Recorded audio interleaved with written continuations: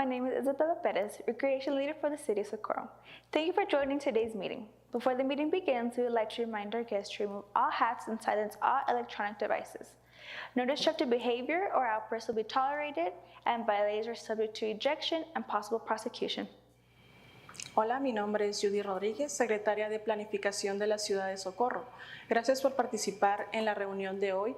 Antes de que comience la reunión, nos gustaría recordarles a nuestros invitados favor de quitarse los sombreros y silenciar todos los dispositivos electrónicos. No se tolerará ningún comportamiento perturbador ni exabrupto y los infractores estarán sujetos a expulsión y posible procesamiento. Okay, before we begin tonight's meeting, I want to thank everyone for being here today and just say good evening to everyone. Before we begin tonight's City Council meeting, I do want to take a moment to address an issue that has recently been brought to the city's attention. The City of Socorro has been made aware that local media is reporting information regarding a potential federal facility, specifically a possible ICE-related facility in or near our community. At this time, this is very early information and the city has not received formal notification or verified details through official channels. Because of that, we will not be providing additional comment beyond this statement at this time. However, I want to be clear, the City of Socorro is aware of this new information and we will work with all members of the county and all of our elected delegations to seek more information, follow the law, and ensure that the safety and well-being of our residents remains at the forefront of every decision and every conversation. This is a complex issue, and we ask for the public's patience and understanding as we work to gather verified information and navigate this matter responsibly. Our commitment to the City of Socorro and our residents remains true. As we receive additional verified information, we will review it, and we will communicate updates accordingly. Thank you all for your time. Thank you for being here tonight. God bless the City of Socorro, and God bless America. Thank you. So it's 6:02 p.m. and I call this meeting to order. And as always, we begin our meetings with the Pledge of Allegiance, and today we have some very special guests from Ernesto Serna Fine Arts Academy who will be leading us in the Pledge of Allegiance. You could all please stand.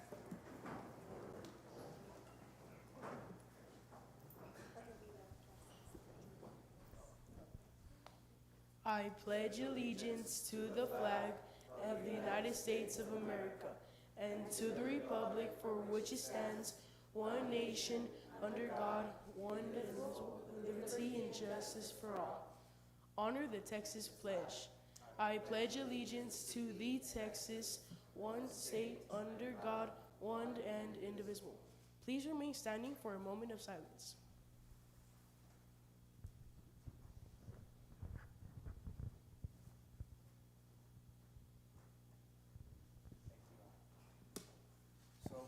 Before you all head on back home, because I know you guys have a lot of homework to do, right?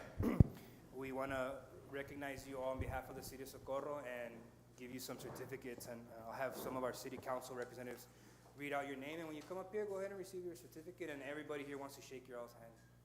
Ayanara Torres.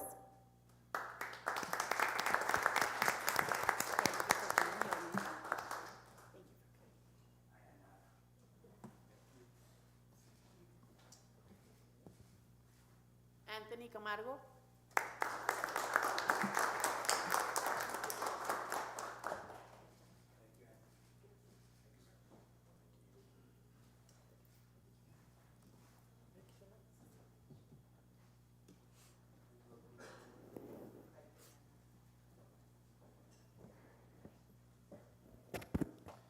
If any parents or teachers or principals are in the room and want to take a photo, you're more than welcome to come up to the front at this time.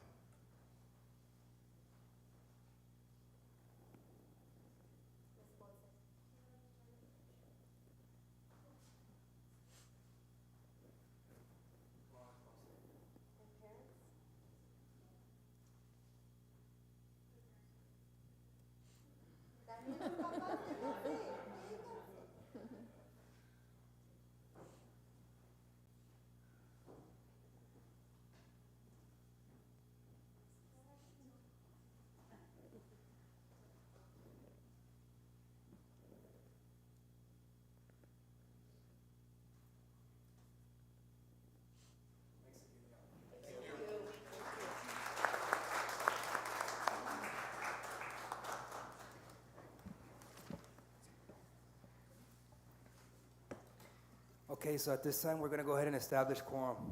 Ruben Reyes, Here. Cesar Nevares, Alejandro Garcia, Here. Mayor Rudy Cruz Jr., Here. Gina Cordero, Here.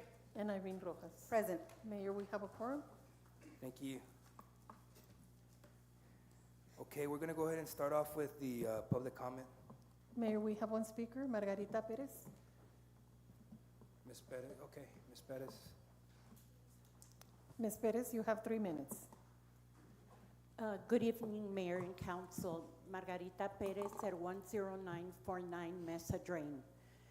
I live right in front of Socorro Paradise Park, and that park has been totally neglected. I know that there's no funds available right now. The canopies were taken off over a year ago. The benches were taken off over a year ago. The only thing is that whenever there's water in the city, they go and dispose of it over there, which is fine. But we would really like if there's a way that maybe turn it into maybe a walking path or something like that. I know that the street, which is Mesa Drain, belongs to the Water Improvement District, but there is a thing where it states that it has to be maintained. Right now, it's full of holes, the street, because of the rain and the snow, and of course, the buggies that go and do donuts there. But that, you know, that's not a problem, but it needs to be maintained a little bit. It hasn't been maintained in over a year. We would really appreciate it. And I mean, if there's ideas to make it into a walking path, would be great. I know that there's gonna be a new community in front of it, and supposedly there's a park that's supposed to be put there, so hopefully that'll help. But maintain the trees. Trees give you life, so please. On another note, when you live stream all of the meetings, the audio is horrible. You cannot understand anything that is said. The volume, I put my TV on 100, and you still can't hear it. The Planning Commission meeting, I turned it off because, I mean, there's no sense in standing there, you know, looking at it, because it's not, you can't hear it. So, you know, I don't know if you want to look into it and see what the problem is, but when you're live streaming, you can't hear it. Thank you. Thank you, Ms. Perez, for those comments. We're going to go ahead and move on to presentations. We have a couple, actually 3 presentations, and these items, I felt the need to place them on the agenda for tonight's meeting, just to recognize some organizations and also some individuals of the community. And I'll go into my summary. And this is a recognition of Isleta del Sur Pueblo Fire Department and ESD2, the Socorro Fire Department, for assisting this fire incident that took place on January 20th of 2026. So on January 20th of 2026, at approximately 4:30 p.m., the Socorro Police Department was dispatched to the 11369 block of Alameda Avenue in reference to a fire. Officers arrived on scene at approximately 4:35 p.m. and learned that employees at the location were crushing a vehicle when a fire ignited. While workers attempted to isolate and control the initial fire, a secondary fire occurred. Although the fire was ultimately extinguished, a nearby resident experienced property-related impacts while attempting to assist in containing the situation by accessing the fire hydrants.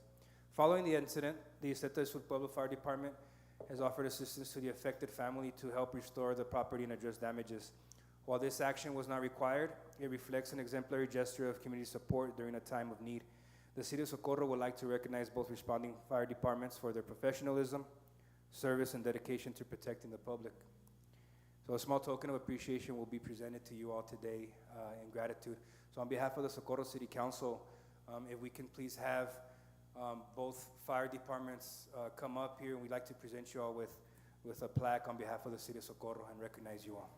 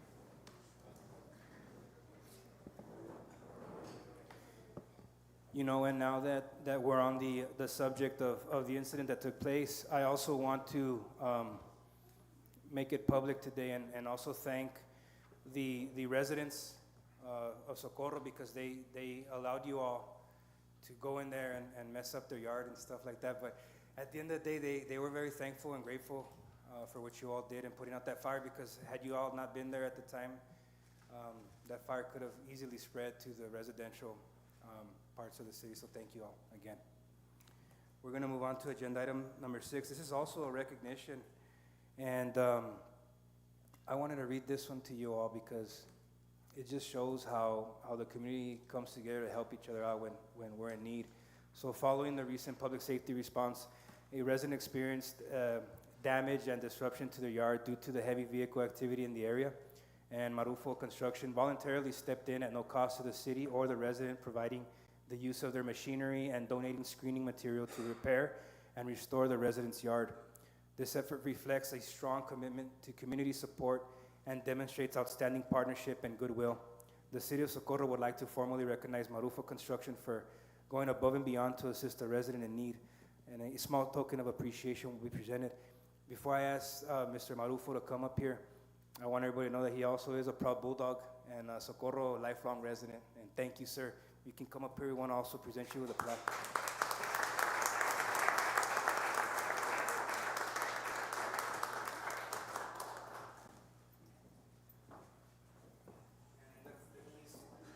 There's a 2026 GMC waiting for you out there.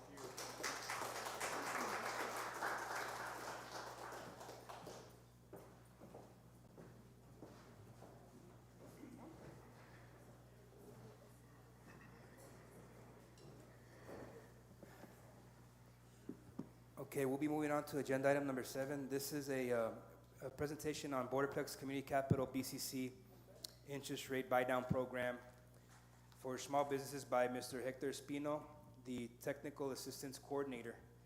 And so I just want to give you all a little bit of insight of when I met Mr. Espino at one of our Soco breakfasts and other events that he's participated in here in the city. And so this presentation from Borderplex Community Capital is regarding their 2% interest rate buy-down program, which is designed to assist eligible small businesses within the city of Socorro by reducing business loan interest rates by up to 2%, improving cash flow and supporting business growth. As you all know, we've always been great supporters of the small business, and I think that it's important for this 501c nonprofit community development financial institution to provide access to capital and technical assistance to our small businesses and nonprofit organizations in the region. Mr. Espino, good evening. Good evening. Thank you, Mayor. Thank you, members of council. Thank you for the brief introduction. Again, my name is Hector Espino. I am with Borderplex Community Capital. Do I just point for the next slide to someone? Okay. I'll just go like this. Just really quick, we are a 501c3 nonprofit organization established in 2020. We are a partner of the El Paso Community Foundation. The foundation was established in 1977 as a permanent endowment of El Paso and surrounding borderland region. The foundation provides grants and scholarships, manages charitable funds, and connects the community to information and resources. Since the inception, the foundation has given back an estimated of $300 million, over $20 million in 2024, to a wide range of organizations. This is just really quick, a map of our service coverage area. What we aim to do is we provide loans to small business owners, meaning the mom and pop business. The small business owner that would likely get declined if they go to a local credit union or our national banks, Chase, Wells Fargo, Bank of America's. Our loan amount ranges between 10,000 and 250. Those larger amounts are mainly real estate, but again, our focus is that gap, 25 and 100. This is just a comparison to the local CDFIs that we have. One of them is LIFT Fund, maybe you've heard of LIFT Fund or People Fund. As a comparison to us, just in total assets, as you can see, we are a lot higher in total assets, along with the foundation of 225 million. But now on to the presentation, which is, I'm here to present two projects for the city of Socorro. One of them is the buy down program, but first, I'll start off with, I think, why it matters to the city of Socorro.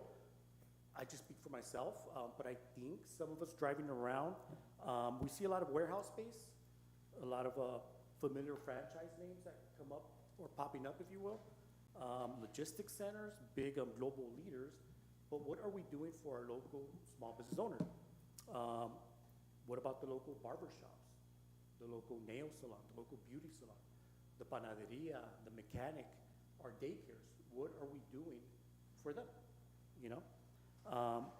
So I'll present to you two projects that I think might interest you. One of them is requesting the program. One is a revolving line of credit, and the second one is an interest rate buy down program.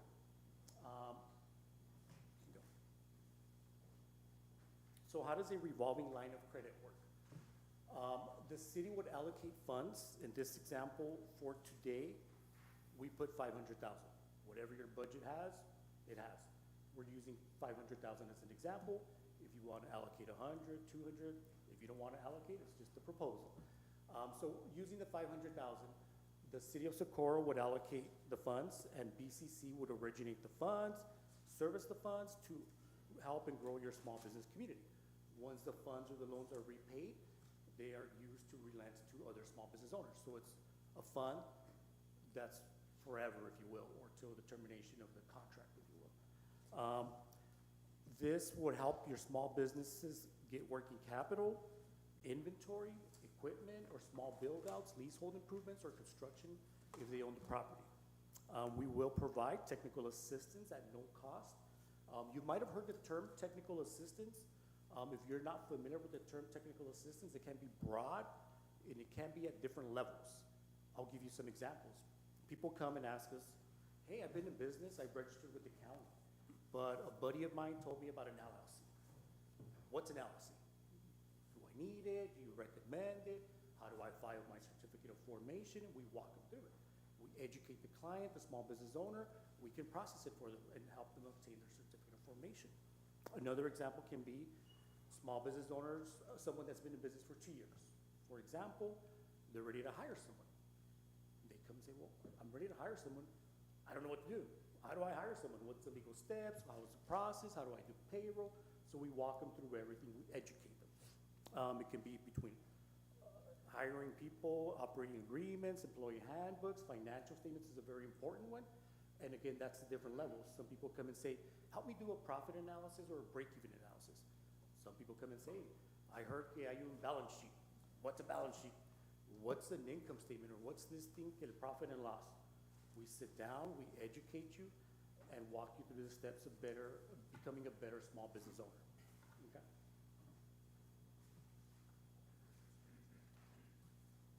So our average loan size for this would be about, average loan of 40,000, term would be 18 months. We can have between 10 and 12 active loans at the same time till they are repaid. What the city would get out of this is obviously help to the small business community, a permanent capital tool, a revolving fund, a pipeline of investment-ready local firms, and you can create jobs in your community, retain jobs in the community. And we will report to you, transparent reporting, whether you decide to do it quarterly, semi-annually, or annually. The second program that Mayor touched on is the buy down interest rate program. Am I allowed to take questions? Does anybody want to ask a question or is that? Yeah, after your presentation, Okay, if cool. anyone on the table has questions, yeah. Okay. The interest rate buy down program, how it works, you can allocate 50,000 to a fund, if you will, 100,000, whatever your budget allows at the moment. And let's say someone comes and applies for a loan. they qualify for what's normal right now, 8 to 10% interest rate. We would pull funds from that fund that you all allocate to and give them a 2%, 3%, 4% rate, whatever you all decide to do, for the borrower to help them get a better interest rate. It helps them with cash flow. It's more lucrative. Unfortunately, as you all maybe in your personal life still wants a 3% mortgage rate, those COVID days are gone, and we still get a lot of requests for that. So this would help, again, your small business community with cash flow and helping them obtain loans at a better interest rate.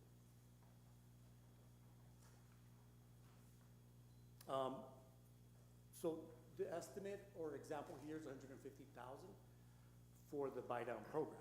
This would help ballpark 20 to 25 businesses. The average loan size, if we get a loan of $25,000, $50,000, or $100,000, the subsidy is the amount the small business borrower would keep or save. So they would save $3,300 in this example, $6,500, a $50,000 loan, which again helps them with their monthly payments. So again, the budget fit would be up to you all, the realistic sizing based on the latest city budget.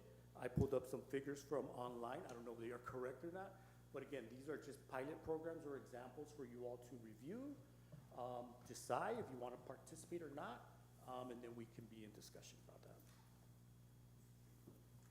So how would the implementation work? It would be 60, 90 days, week 1 and 2, approve allocation, execute the agreement. Week 3 and 4, we would finalize underwriting, criteria, and marketing. Week 5 and 6, we would start opening applications. We would have a launch for the small business community, maybe with Mr. Jose Quiñones at the Chayo Apodaca Center. So it would be great for, again, your small business and the local community of Socorro. So why invest in us? We are, again, a small business CDFI. We lend money to small business owners. We're homegrown. We're El Paso. We're in downtown. We're a part of the community foundation. I don't want to take too much time. It's a long night. So does anybody have any questions? Do any members of council like to ask any questions? No? Any comments? I think that I would have you continue attending our small business meetings, because there is a need. And every time a small business closes down here in Socorro, it's because we didn't do enough as a community to help that business survive. Yeah, we get the complaints all the time. But if you can do something, obviously. I'm going to give you my phone so you can get all the complaints. I'm joking. But no, I think that this is something good, because you know what? The traditional loan rates right now from your traditional banking institutions aren't what you guys are able to offer. And I think that this is the information that we need to be presenting to our small businesses here. Yes, definitely. Again, I get complaints. One of the complaints is like, well, we see all these logistics centers. Well, what about us? What about the mom and pop business? Yeah. But again, I'll review it. We'll be in touch. And hopefully we can do something for the small business community. All right. I do have a question. Yes. How do you promote it with the community, other than with us? Well, we're old school. We go knock on doors. We would have events. I would think of Mr. Jose Quiñones, if you're familiar with him, at the Chayo Apodaca. We would have a launch, which is a social media launch campaign, if you will. But that's the things we've been doing. We do have a program with the town of Anthony, Texas. They allocated $50,000 to their small business community. So we're launching that right now at the moment. It's in their websites. I've been knocking on their doors. We're doing 2 workshops for the small business community there to get the word out. So the town of Anthony, Texas, again, has allocated some funds. So. Thank you. I really appreciate that. As Socorro is expanding, and Yes, you know, we want our community to continue growing, and our residents to have this available for them. So thank you so much. Thank you. Any other questions? Any other questions on the table? No? No? Well, Hey, thank you for your time. appreciate you. Thanks so Thank you. much. All right.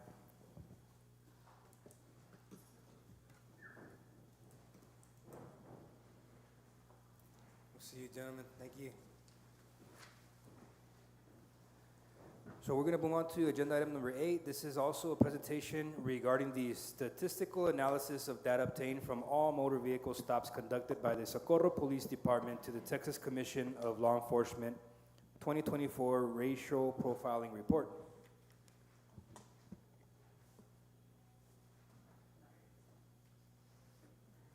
Good evening.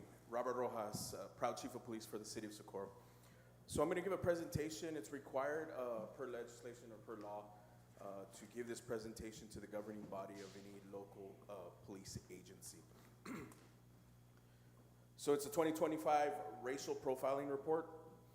The background, Article 2B2131 of the CCP requires that police officers or peace officers in the state of Texas cannot engage in racial profiling. Furthermore, on the next subchapter, it states that what we have to do is we have to compile certain statistics related to the race, the ethnicity, whether a search was conducted, and if a search was conducted, if there was contraband found, what type of contraband was found, if force was used, the location of the stop, and the reason for the stop.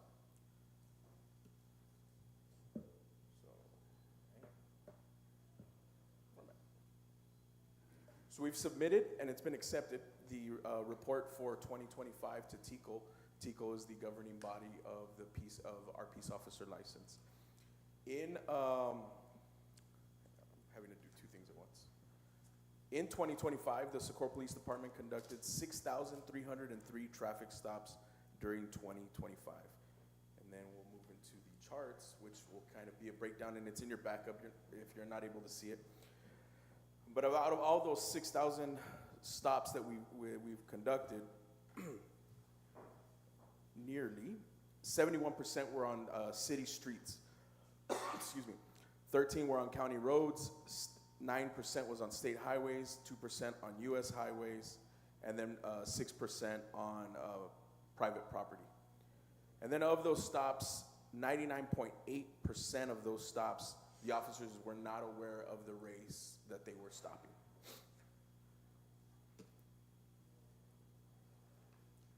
And then of those stops, 88% were Hispanic or Latino, 0.29% were Alaskan or Native American, and then 0.14% were Asian or Pacific Islander, 2% were Black, and 10% were white. And also this is based on what the officer's observations are. We don't necessarily ask questions as to their race, it's what their perception is or what the officers see at the time of the traffic stop.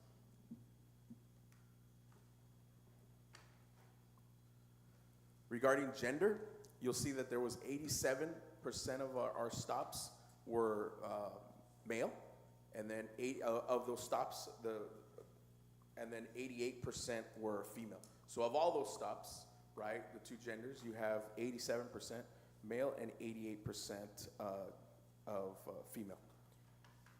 Reason for stop,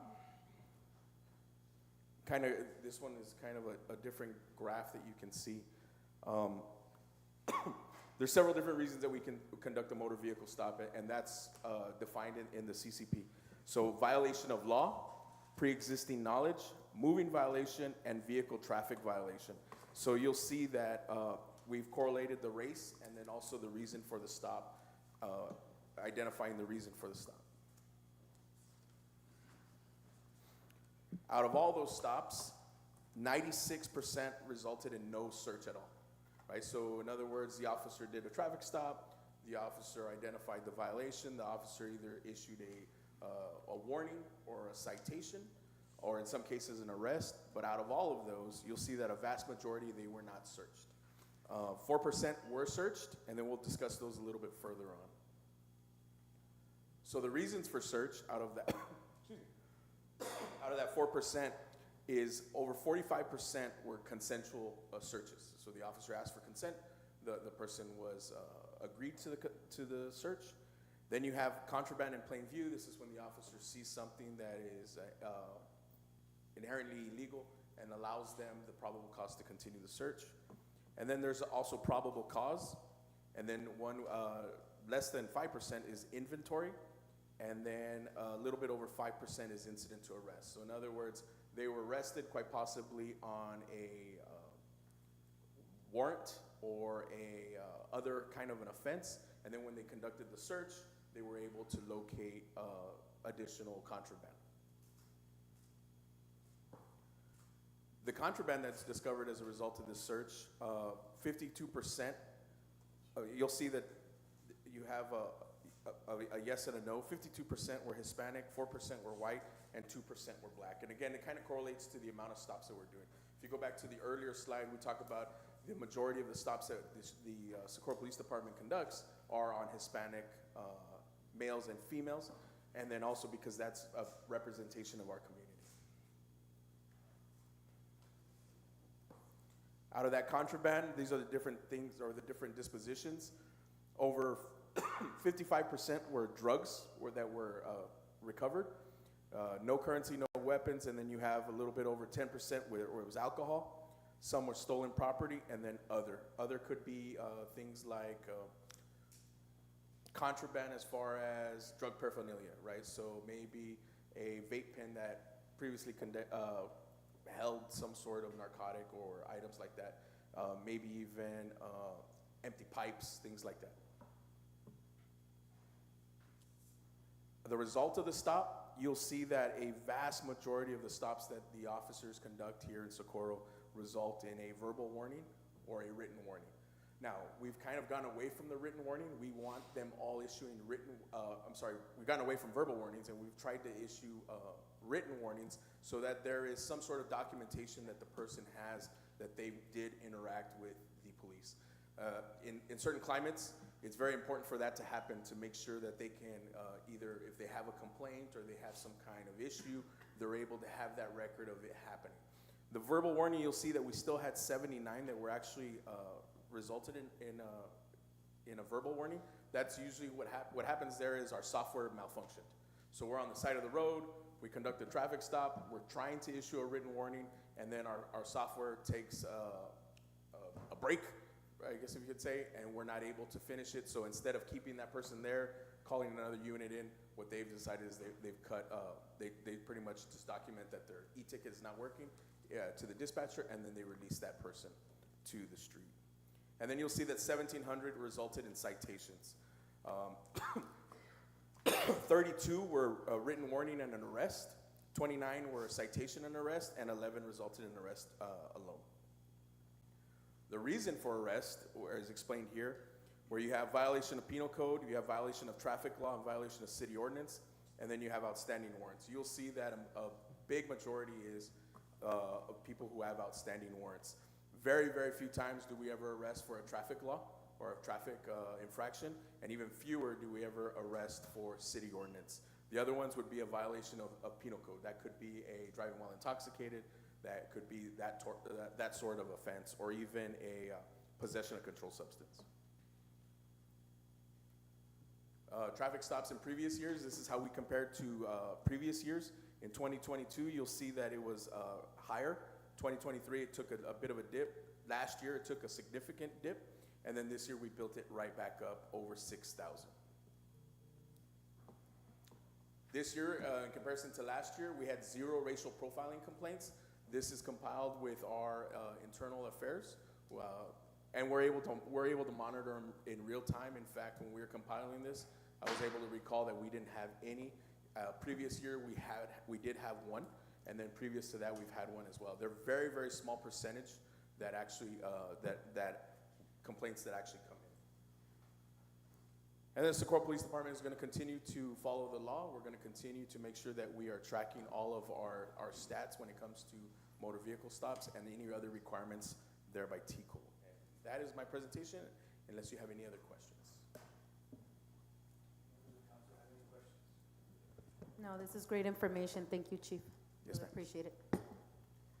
Hey, Chief, I'm going to ask a question, and the only reason why I'm going to ask it is if there's anything that we can do from a government standpoint to help educate, and maybe if there's some type of campaign that needs to be launched, what would it be? And I know it may not reflect here on the racial profiling report, but like the stops that occur within our jurisdictional boundaries, is there a tracking method to show, X amount is our residents or those just passing through? So there isn't currently a mechanism. Actually, I changed my answer. Yes, there is. So when we are actually conducting a traffic stop, we have to collect the data anyways, right? So in data, I mean name, address, Zip code.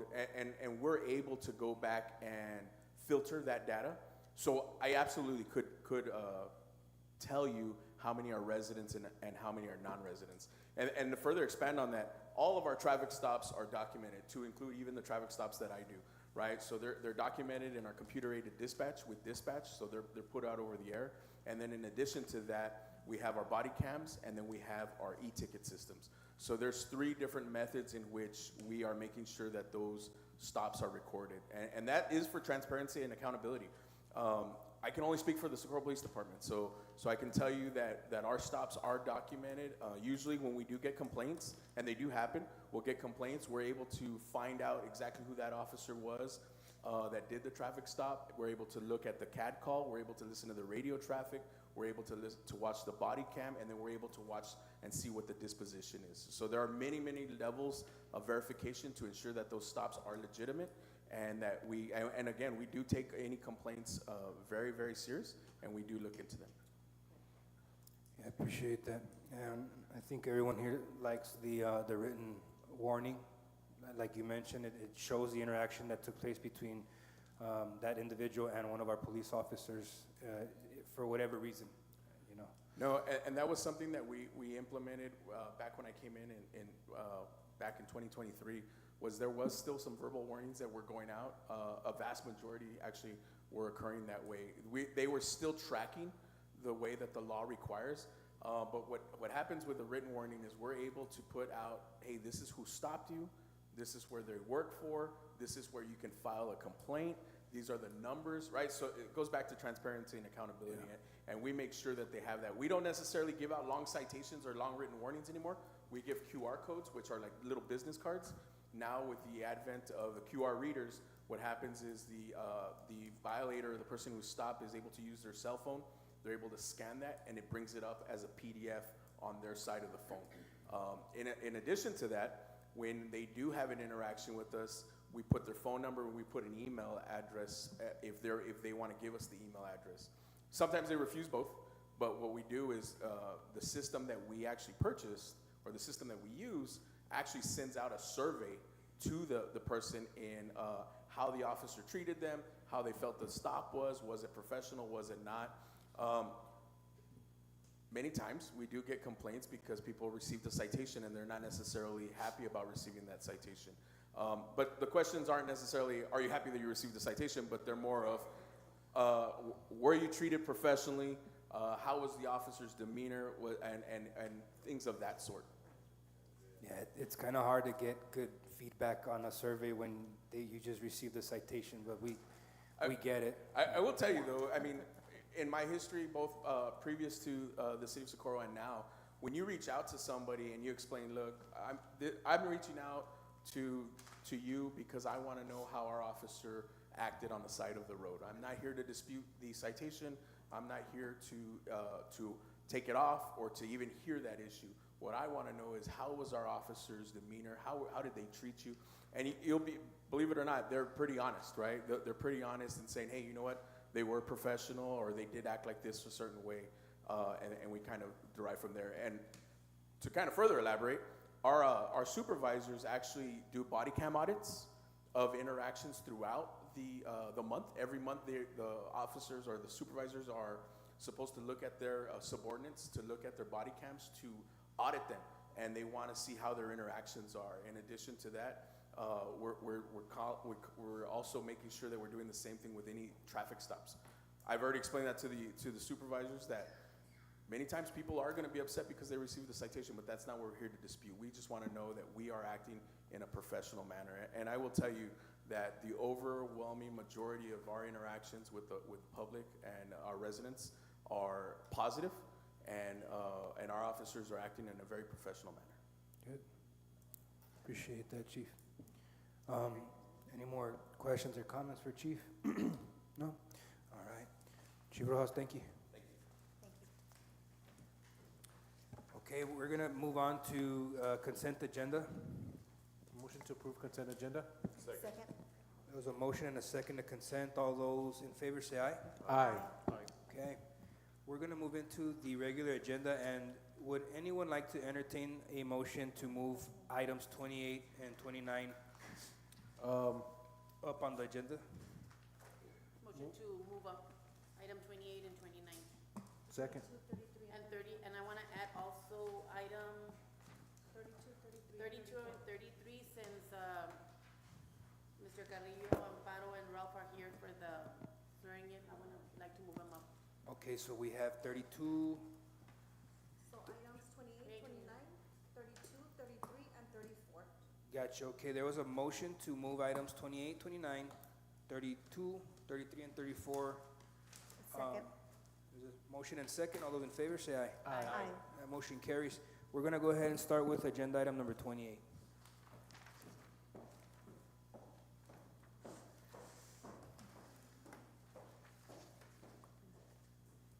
So agenda item number 28, this is to discuss and consider acting on a resolution directing publication of notice of intention to issue up to $15 million in combination tax and revenue certificates of obligation to provide funds for streets and sidewalks and park improvements, a new solid waste disposal system, and resolving other matters relating to the subject. Motion to approve. Second.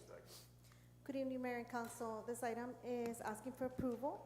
On January 15th, this item is the next step in the process to request approval of resolution directing the publication of a notice of intent to issue up to $15 million in combination tax and revenue certificate of obligations. The proposed funding would support street and sidewalk improvements, park improvements, and a new solid waste disposal system. This is a required procedural step and does not authorize the issuance of debt at this time. Mr. Robert Tijerina will provide a brief presentation regarding the notice of intent and the proposed process. Following the presentation, council may discuss and consider action to approve the resolution. Mr. Tijerina? Thank you, Ms. Forlate. Mayor Cruz, council members, again for the record, Robert Tijerina with Tijerina Financial Consulting, the city's financial advisor, and also on the Zoom call is Ms. Angela Avila, bond counsel for McCall Parkhurst, representing the city. If you turn to page 2 on the slide here, as the city manager stated, the project, street, sidewalk, solid waste, those are some of the items that the funds will be used for a total amount estimated about $15 million, and the preliminary financing cost, which includes the Attorney General, financial advisor, bond counsel, bond insurance, bond rating, et cetera, is about $186,420. If you turn to page 3 on the presentation, we have the city's property values going from left to right on column B. Currently, the city's value is at about $2.4 billion. We show no future growth on column B after fiscal year 26. And on column D, we have the city's existing debt. And that existing debt is principal and interest that the city has issued over the years. It consists of financings from back in 2016 to as recent as 2022. The interest rates on those financings range from 0% to about 2.6%. The principal and interest on the estimated $15 million that we're currently considering is on column E. It's about $1.1 million in change for about 20 years. We're estimating to sell the bonds anywhere with a maturity of 20 to 25 years, and we're estimating an interest rate for this financing of about 4.11%. Now on column I and J, the city's current INS tax rate is about 9.75 cents. Selling the bonds, about $15 million. Next year's expected INS tax rate increase is about 4.7 cents. We won't know exactly what the INS increase will be until this summer, say about July. Once the city's final certified values come in, we can plug that number on column B, row 13, for next fiscal year. And if it's anything like the current fiscal year, which the values grew about 10%, we're expecting a slightly lower increase instead of 4.7 to probably slightly less for next fiscal year 2027.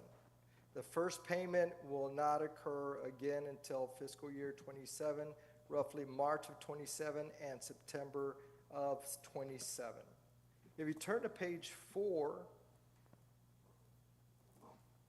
on page 4, we have the timetable events. Again, this evening, as the city manager stated, just considering approving the notice of intent to have the publication posted in the newspaper for 2 consecutive weeks. If this item is approved, the publication first date will be February the 15th, and the second date will be February the 22nd, both on Sundays. We bold in a couple of key dates there throughout the timetable on this financing.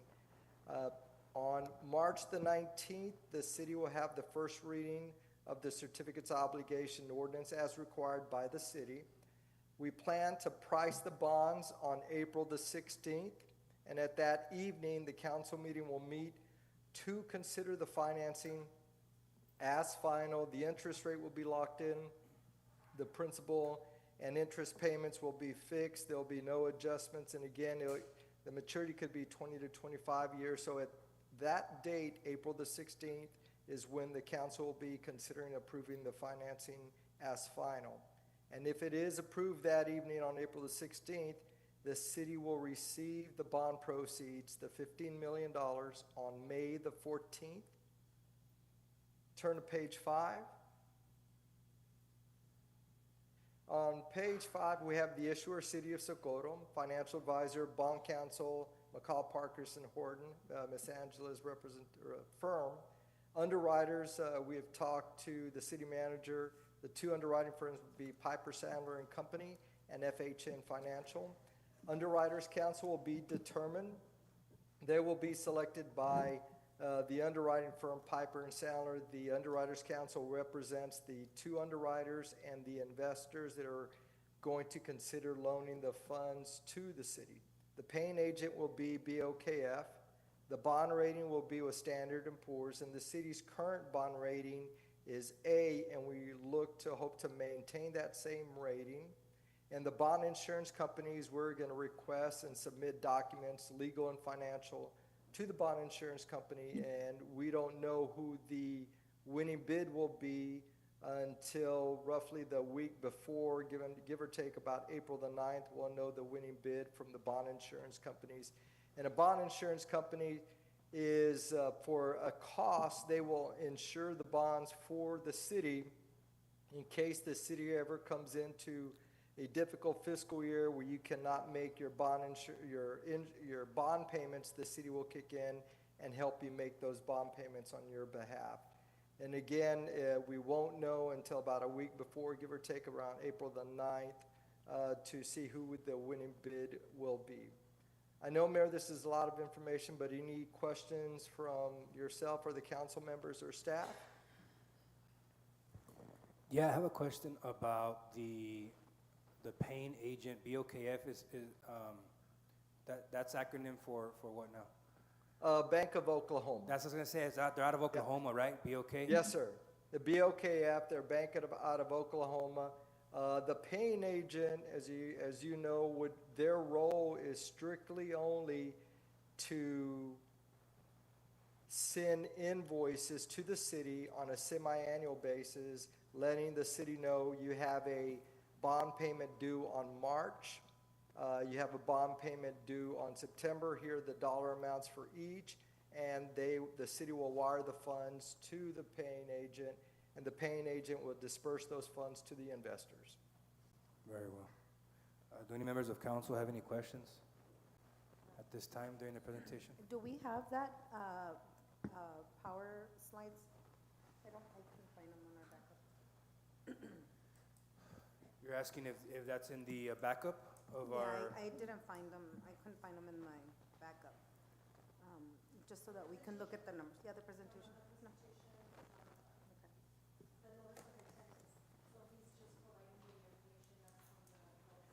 Ms. Avila, is there anything you'd like to add? Sure. Hi, good evening, everyone. Mayor and council members. Just for the record, I'm Angela Avila, work with McCall Parkerson Horton. I'd like to add, I'm a fellow Pasoan, so thank you for having me. It's an honor to be a part of this transaction. Mr. Tijerina was very thorough, so I'd just like to add, On the legal side, this notice of intent resolution, like Ms. Rodarte mentioned, is essentially just the first step in conformance with state law, so you will not be issuing debt if you decide to proceed tonight. Also, along with the resolution, you'll see that the notice of intention is included as Exhibit A. It sets the maximum amount dollar that will be issued. So the city, if it decides to issue less, can do so. It just cannot exceed that amount.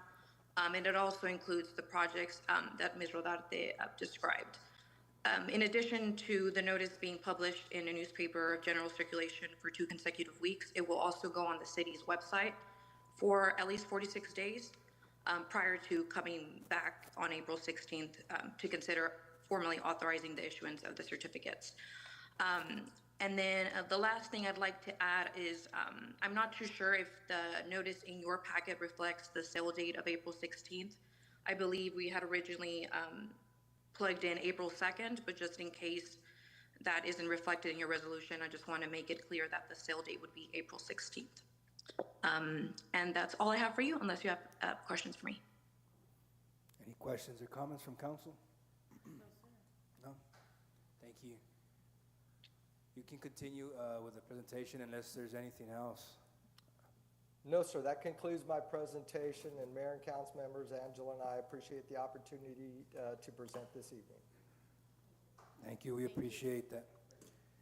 Okay, so as there's no further comment or questions for this item, we're going to go ahead and move into agenda item number 20. Mayor, we don't have, Oh, I'm sorry, this is an action item, right? right. Yeah. Yes, please vote. There was a motion and a second. All those in favor, say aye. Aye. Any opposed or abstain? No, that motion carries. Okay, now we can move on to agenda item 29. Thank you. Thank you, Mayor. Y'all have a great night. Thank you all. Thank you all. I'll stay on for the next item. Okay. Yeah, you might want to. So, item 29 is to discuss and consider engaging McCall, Parkhurst, and Horton LLP to provide the bond counsel services to the city of Socorro. Motion to approve. Second. Good evening, Mayor and Council. This item is requesting approval to engage G. McCall, Parkhurst, and Horton LLP to provide bond counsel services to the city of Socorro in connection with the certificate of obligation process. Bond counsel will assist the city with legal guidance, preparation of required documents, and ensuring compliance with all state and federal requirements related to the issuance of debt. And staff and the consultants are here to answer any questions. Any questions for the consultants? No? No comments? No? Okay. Well, there was a motion and second on this item. All those in favor say aye. Aye. Any opposed or abstain? And that motion carries. Thank you. Thank you all. Have a good evening. Have a good night. Okay, we're going to move into agenda item number 32. And I'll give everyone a chance to get to that item.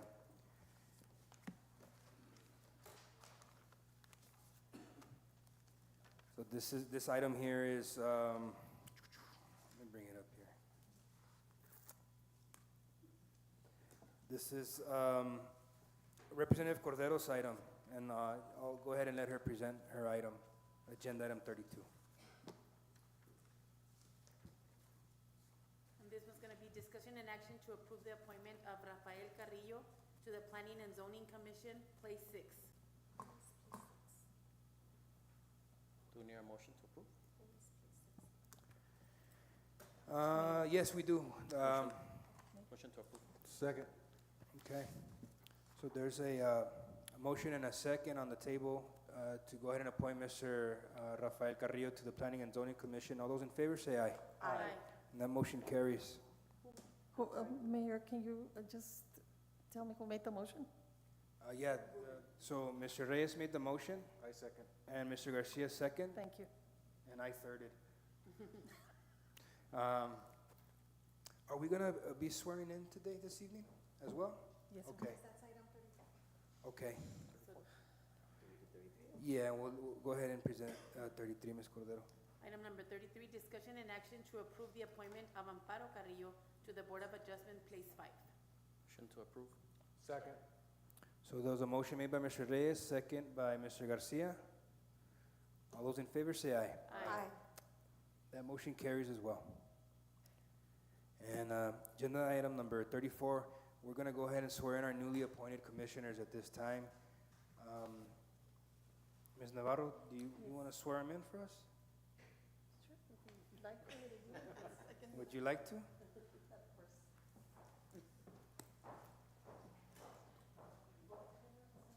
Yeah, we can do them together at the same time. Maybe you should ask him, I mean, it's okay. Are you two related somehow? No? Raise your right hand. Will you raise your right hand and repeat after me? I state your names. Do solemnly swear or affirm that I have not directly or indirectly paid. That I have not directly or indirectly paid. Offered, promised to pay. Contributed or promised to contribute. Any money or thing of value. Or promised any public or employment as a reward. Or to secure my appointment as confirmation thereof. Okay, again. I state your names. Do solemnly swear or affirm that I will faithfully execute the duties of the office of the Board of Adjustments and Planning and Zoning Commission of the City of Socorro, Texas, and will, to the best of my ability, preserve, protect, and defend the Constitution and laws of the United States and of the state. Thank you. Congratulations.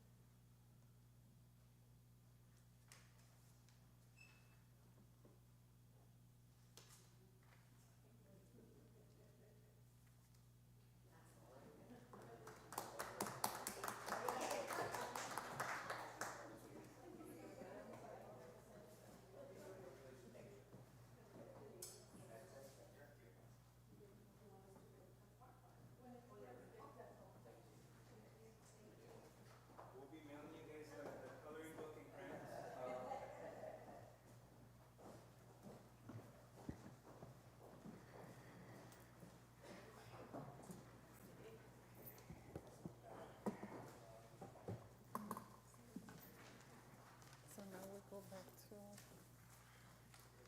the regular agenda. Yeah, he was moving item number 23 and 22 and 23 before 16. All right.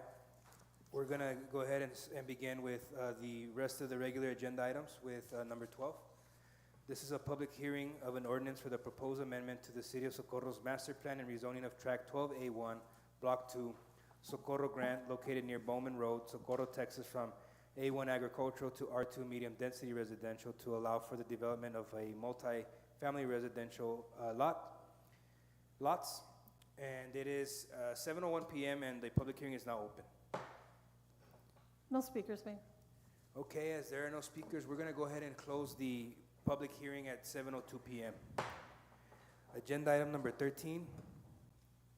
This is the second reading and adoption of an ordinance for the proposed amendment to the City of Socorro's master plan and rezoning of Tract 12A1, Block 2, Socorro Grant located near Bowman Road, Socorro, Texas, from A1 agricultural to R2 medium density residential to allow for the development of multifamily residential lots. Motion to approve. Second. Good evening, Mayor and Council. Lorraine Quimito, City Planner.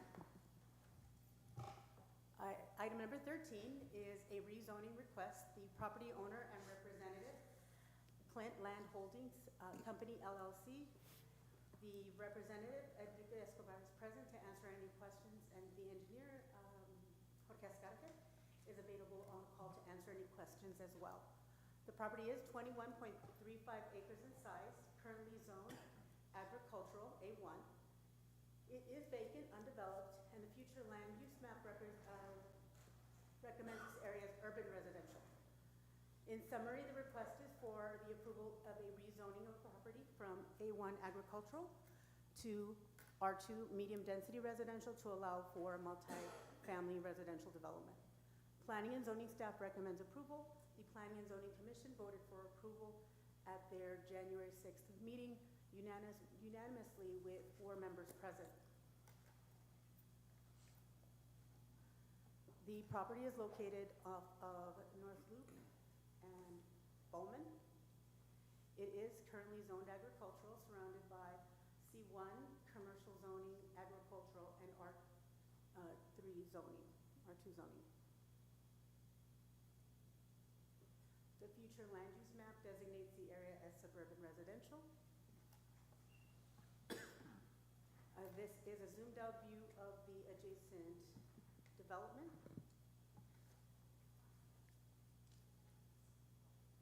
And an aerial image showing the vacant property as well as the mix of residential properties surrounding it and a mix of rural residential and suburban residential. Property owners within 200 feet of the applicant property were notified of the request. We did receive a letter which was neither in favor or against the applicant request. They merely stated some concerns regarding infrastructure access, individuals in the area still using the banks of the canals and laterals for access.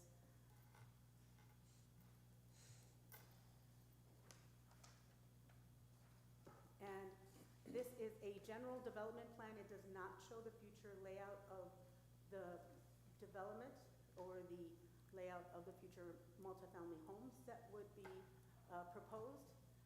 But for the zoning, it is again from A1 to medium density. R2, the development, this generalized plat plan does show the extension of Leonor Duran from the existing subdivision to the south up through to connect to Bowman. In summary, the request is for approval of a rezoning of a property from A1 to R2, medium density residential to allow for the development of multifamily residential lots. And with that, again, staff can answer any questions, and the representative and engineer are here to answer any questions as well. Does council have any questions or comments on this item? How many homes are they planning on building? I don't think the plans are set yet, but No, that area is for multifamily development. We have a master plan, and I'm sorry, can everybody hear me?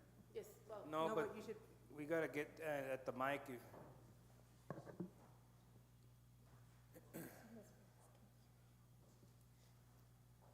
Enrique Escobar. We have a master plan, if you look at it, and the orange on the bottom is the property that we acquired. It is next to an existing neighborhood. There's a dead-end street there. So we'll be extending that dead-end street all the way to the new Bauman exit to the freeway. And then we'll be extending another street parallel to the bottom that'll go into the neighborhood. That'll give access to other properties that are basically inaccessible right now, so they'll have emergency service and everything else. So we're doing a lot of activity.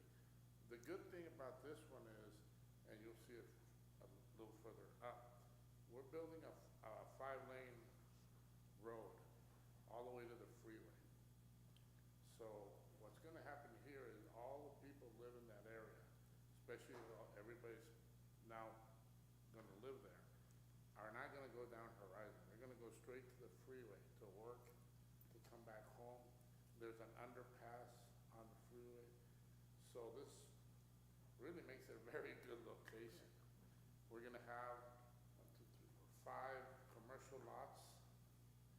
We're already talking to a national retailer for the first one. There's a lot of interest in this area. Well, hey, Mr. Escobar, aside from the West Texas Chop House that you guys are gonna be bringing, no, I shouldn't say that, Vic, but we appreciate you going above and beyond just developing the residential areas, because what Socorro residents are looking for is they want to see more retail. They want to see the restaurant industries moving in. We're tired of having to exit Socorro to go experience that. So thank you. I will share something with you, but I can't tell you whom. But in 3 of our properties, we already have contracts with national companies that are coming into Socorro. So that means a lot of new jobs, a lot of decent jobs, apart from other things that are coming. But we actually have 3 contracts in our hand from national companies. That's good to hear.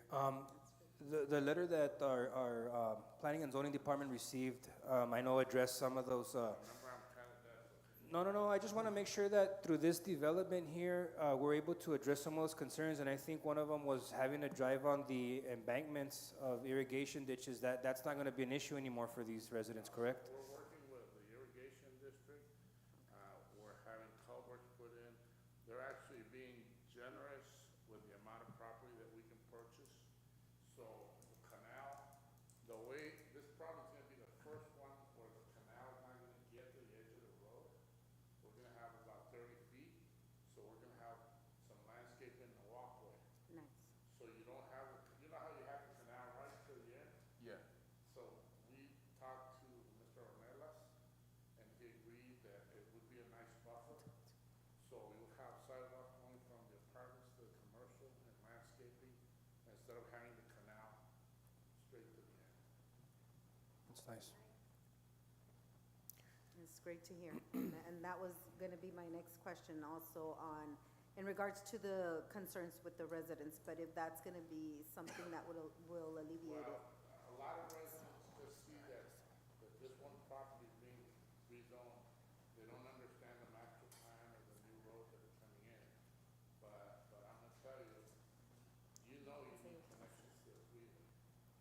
And this is one that we're providing, so it's no cost to the city, no cost to the PO, we're gonna work with it. I'm looking at that little red piece up there that connects to Trans Park.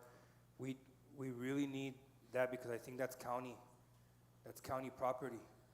And we really could use the county's help in gaining access to that, right? I truly believe that once we get started, the county will get on board, because there's a lot of people that are marginalized in that area because they own the property, they've owned it for a long time, they don't have utilities. We're bringing the utilities to the edge, so I really think the county can get on board. Okay. And we'll continue those conversations outside. There was a motion and second on this item, unless there's any more questions or comments for this item here. There was a motion and second. All those in favor say aye. Aye. Aye. Any opposed or abstain? That motion carries. Thank you. Thank you. Okay, we're moving on to agenda item number 14. This is a public hearing of an ordinance for the amendment to the City of Socorro's master plan and rezoning of tract 1A, 1A-1, 1B, 1-B, 2, and 12D, Block 2. Tract 9A and 10A, Block 1, Socorro Grant, and Lee Clark Survey 298. What is that, the ABST? Abstract. Is it abstract? Okay. Abstract 6262, track 42, located near the intersection of Bowman Road and North Loop Drive, Socorro, Texas, from A1 agricultural and C2 general commercial to R2 and C2 medium density residential and general commercial. A variance from section 38-52.3 street design standards, general planning to allow a reduced minimum right-of-way of 54 feet instead of the 60 feet minimum right-of-way. A variance for street width of 76 feet instead of the 90 feet minimum right-of-way, and a variance from section 46-262 area requirements to allow for the lot sizes to vary from 5,000 square feet to 5,999 square feet for residential development and commercial uses in support of the surrounding development. It's 7:12 p.m. and public hearing is now open. No speakers, Mayor. I was hoping there was after reading that long item. As there are no speakers, we're going to close it at 7:13 p.m. Agenda item number 15. This is the second reading and adoption of an ordinance for the amendment to the City of Socorro's master plan and rezoning of Tract 1A, 1A-1, 1B, 1B-2, and 12D, Block 2, Tract 9A and 10A, Block 1, Socorro Grant and Lee Clark Survey 298, Abstract 6262, Tract 42, located near the intersection of Bowman Road and North Loop Drive, Socorro, Texas, from A1 agricultural and C2 general commercial to R2 and C2, medium density residential, general commercial, a variance from section 38-52.3 street design standards, general planning to allow a reduced minimum right-of-way of 54 feet instead of the 60-foot minimum right-of-way, a variance for street width of 76 feet instead of the 90-foot minimum right-of-way, and a variance from section 46-262 area requirements to allow for lot sizes to vary from 5,000 square feet to 5,999 square feet for residential development and commercial uses in support of the surrounding development. Motion to approve. Go ahead, Ms. Quimino. Thank you, Mayor and Council. I'll take it from here. This is item number 15, the Bowman rezoning and variance request. The property owner is Clint Land Holdings Company, LLC. Also the representative, Mr. Escobar, is present to answer any questions, as well as Mr. Jorge Ascarate from CEA, the engineer, who is joining us via Zoom. This property is zoned A1 agricultural and C2 general commercial. The property is vacant, and the future land use map designates the area as medium density residential, agricultural, and regional commercial. I won't reread the introduction, but the request is for a rezoning to R2 residential, medium density residential, and commercial. Planning and Zoning staff recommends approval of the request, and the Planning and Zoning Commission voted for approval with 3 yeses, 0 noes, and 0 abstentions at their Planning and Zoning meeting dated December of 2025. So this item is related to the previous item and was actually heard by the Planning and Zoning Commission before your last item. This is the property located between Bowman and the interstate and right up against our city limits. The highlighted area in black denotes the area for this rezoning request. It is A1 agricultural in green and and commercial in red. The future land use map designating the areas as I mentioned in the introduction. And the aerial image showing the vacant property.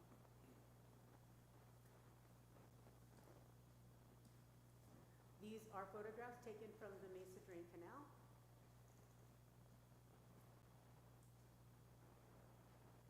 Property owners were notified of the rezoning request. These were property owners within 200 feet of the applicant property. No notices were received either in favor or against the request. This is the development plan that was presented to the Planning and Zoning Commission. You will notice that it is different than the one that was displayed by previous, under the previous item. There was some changes due to purchases, and the request is being modified to change the central commercial that's surrounded by the green toward the middle of the photograph to just all residential. So the development, as mentioned, now expanded, includes the residential, just the residential development, along with the required ponding, parks, and the connectivity that Mr. Escobar described. So the amended rezoning request would just be to go from A1 agricultural, C2 commercial, to simply the R2 medium density residential. And the variances, which staff recommends approving.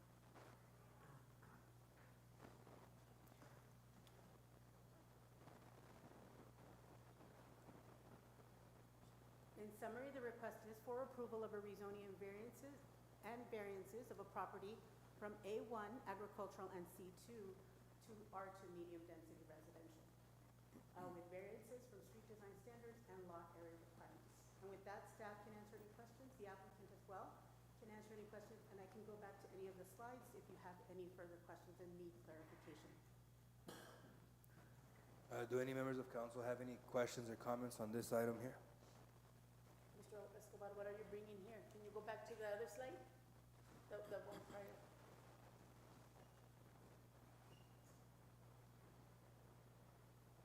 Right there. What are you bringing here, sir? What is it that you're bringing here? What is it that you're going to be doing? What are we going to be doing? We're going to be creating a really nice commercial area at Bauman and North Loop. The city's already working on street lights with the Department of Transportation.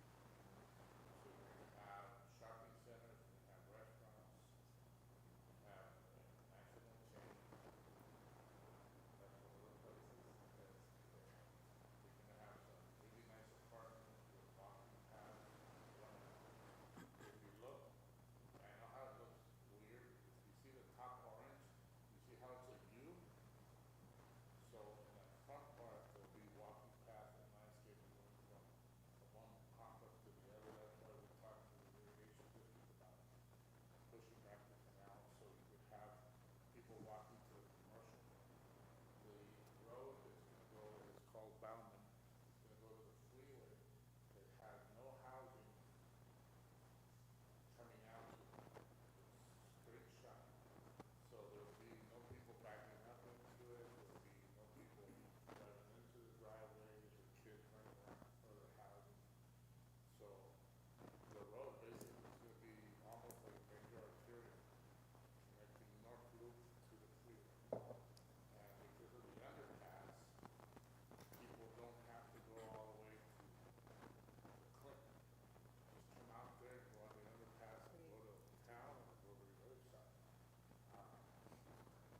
There's a lot of excitement here. There's a lot of people that want to build in Socorro, especially in that area.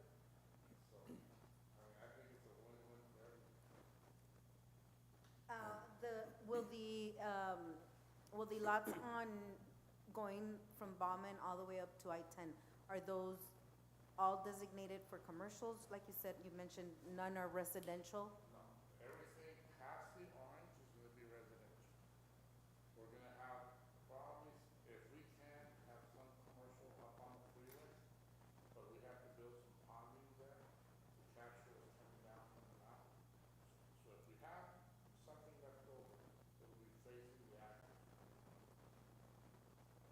But that'll be it. But I'm talking about the actual Bauman going up, Bauman is going to go straight to the straight up. So those lateral sides, they're all commercial, they're not residential? Like you said, that you won't have anybody backing No, up? You'll have the backyard of the houses.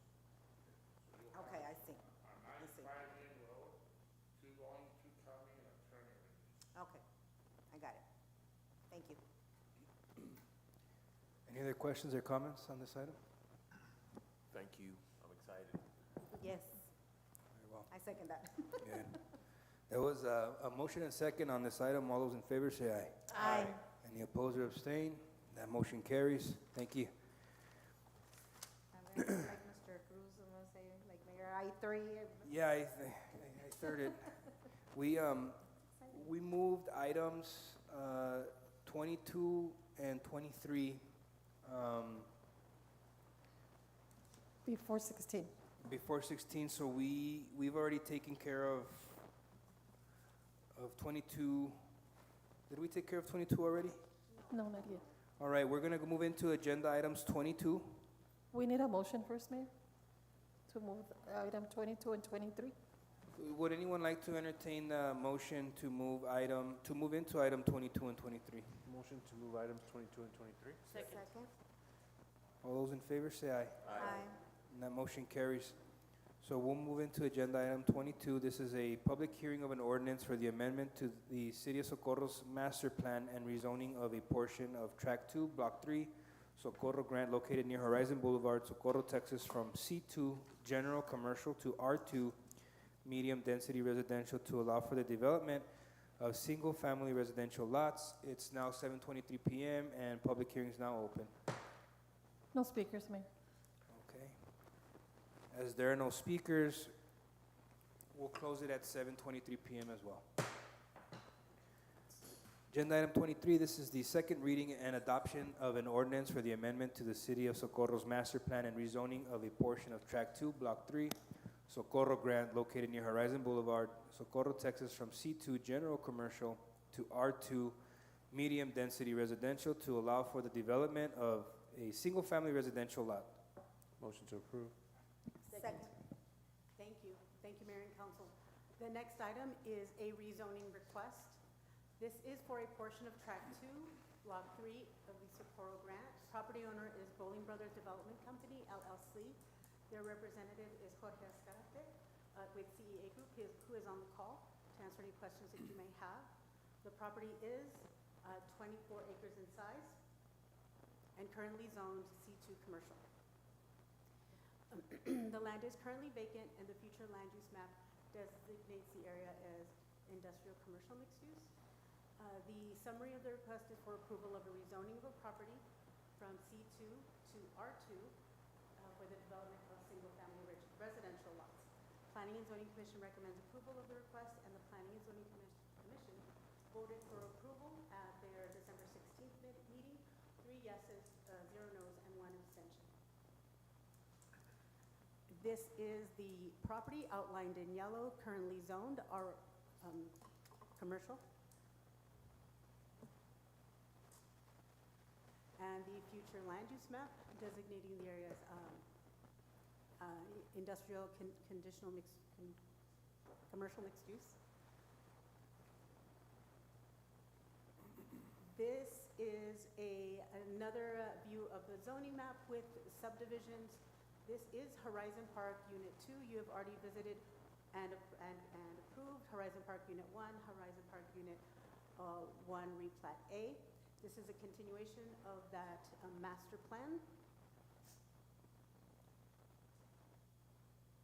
The aerial photograph shows the vacant land. And the site photographs are taken from the adjacent property. Yes, okay. Mr. Escobar can also answer any questions that you might have. As this is a zoning and a public hearing, notices were sent out to property owners within 200 feet of the property, and no notices were received either in favor or against the request. This is the development plan showing the residential lots and infrastructure connecting this second unit to Unit 1 across the Mesa Drain.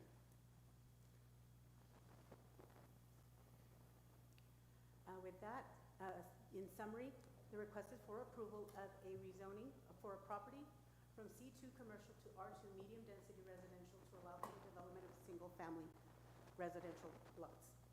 And with that, staff can answer any questions. The representative and the engineer are here to answer any questions as well. Any questions or comments for Ms. Camilo or the representative?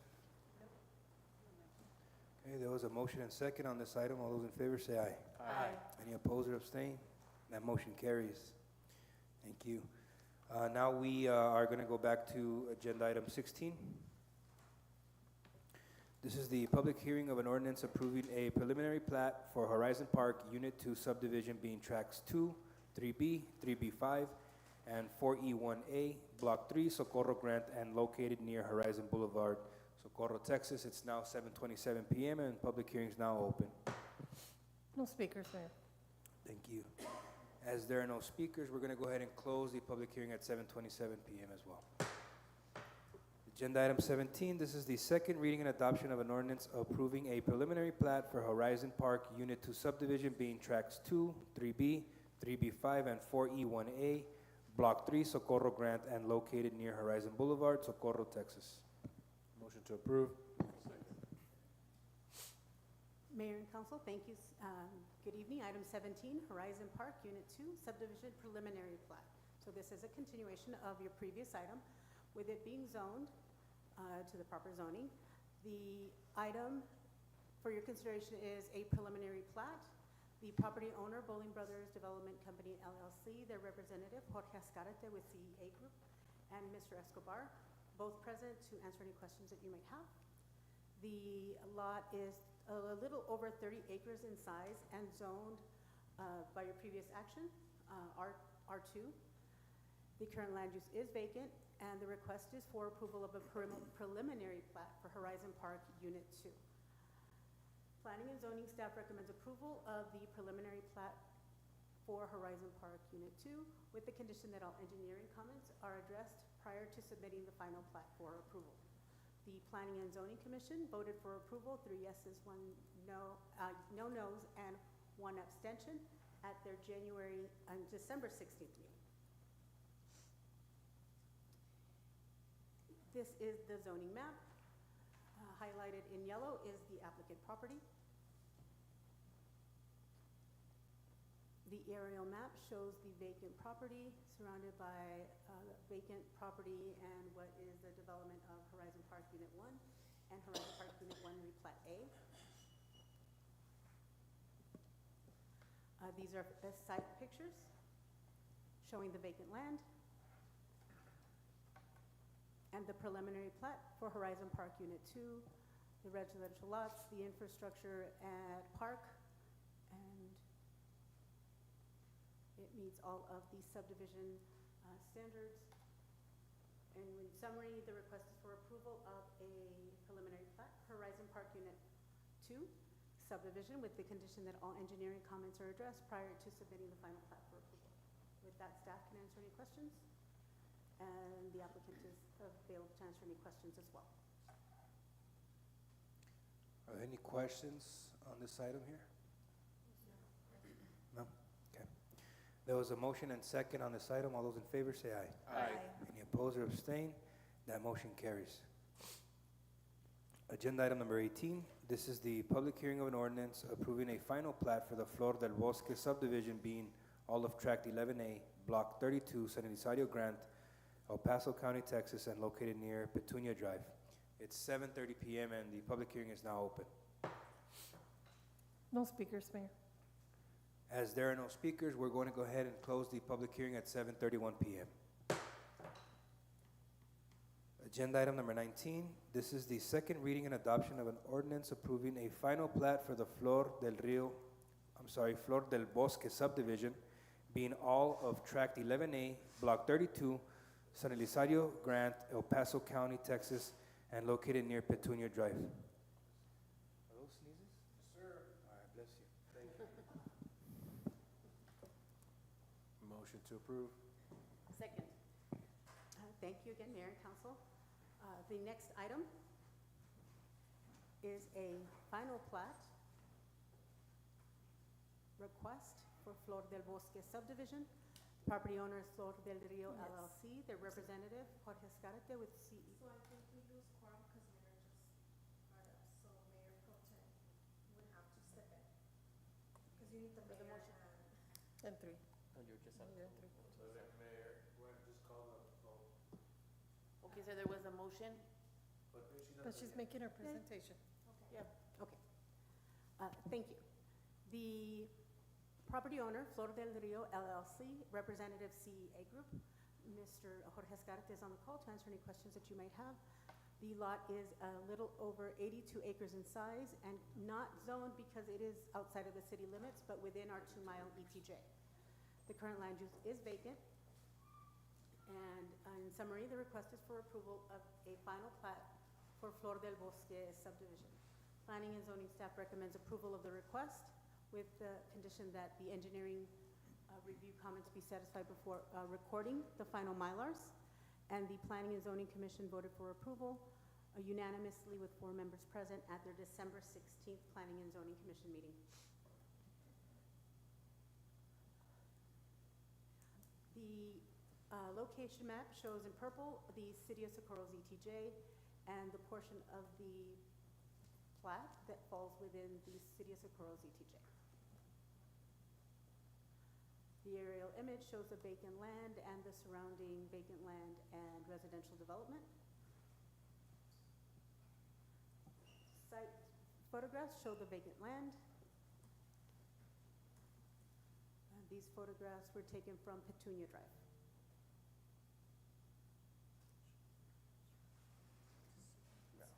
This is the final plat for Flor del Bosque subdivision, a residential subdivision within the City of Socorro's 2-mile ETJ.